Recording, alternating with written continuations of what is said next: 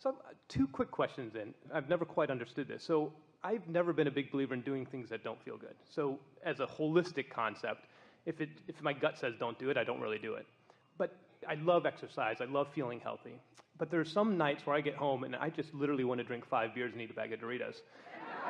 Every now and then I will do that. But oftentimes I'll say, you know what? I know I feel great when I go and get some exercise. And I will force myself to go get some exercise. And afterwards, you know, the heart's beating, the muscles are strong, your posture's good, the blood's flowing, and I feel great. But this is probably the one area in my life where if I don't feel like doing it, I sort of try to make myself do it, and then I feel better. So what's up with that, where I want to eat Doritos and beer and not go exercise, even though I know exercise is going to feel better for me at the end?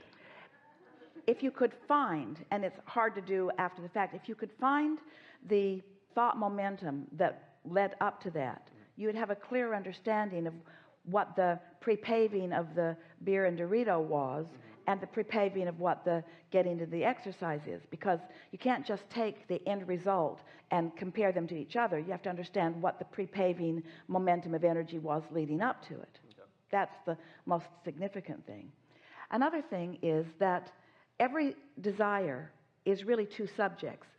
It's what is wanted on one end and what is not wanted on the other end, or the absence of what is wanted on the other end. Sometimes you may be approaching your desire in a way that is more counterproductive, and so it almost inspires the opposite. It's sort of like somebody trying to boss you around and tell you to do something, and you just want to do the very opposite of what they're saying.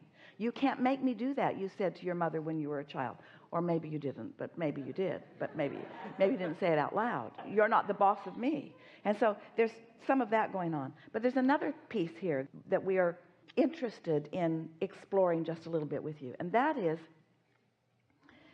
you know how you say that once you make yourself do it, and then you slip into that known behavior, and the cooperative cells of your body began to play their role, and then you begin to enjoy it. And so this is why often people say, well, if I just make myself do it, I just make myself do it, and then I begin to enjoy it. So what this conversation really is about momentum.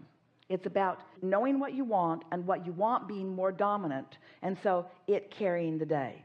But the way you can move into what you really mean to do and what you really want to do without that uncomfortable time of needing to make yourself do it is by doing it with the momentum of your thought. Sit with a focus wheel.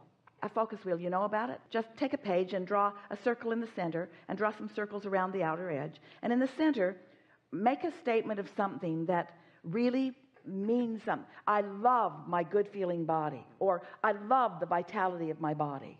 And then just make some statements. I love how my body responds, and I love that feeling of euphoria that I get, and I love the way the energy flows through my body, and I so adore that feeling of my heart pumping, and I like that feeling of posture and vitality and invincibility. And just write your way around here before you even get into your running clothes or whatever they are. Do that, and then see what happens. Do some momentum before the action. Let the thought be the momentum factor, and then you won't have that having to make yourself do something that you don't want to do.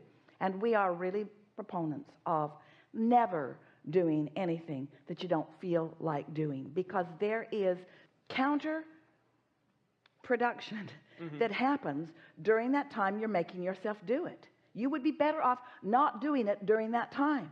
And you say, but it led me to something that was really good. And we say, yeah, and it was almost as good as if you hadn't had to go through that time, but it isn't as good. Even when you get to the good stuff isn't as good as the good stuff would have been, because you had to go through the bad stuff.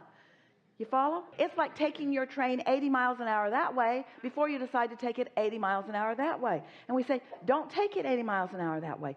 Do it with thought. Get your momentum going, and then get into the receptive mode, and then. So when we say we wouldn't do anything that we don't feel like doing, that's the same thing as saying get into the receptive mode, and then get into the receptive mode. Really good conversation.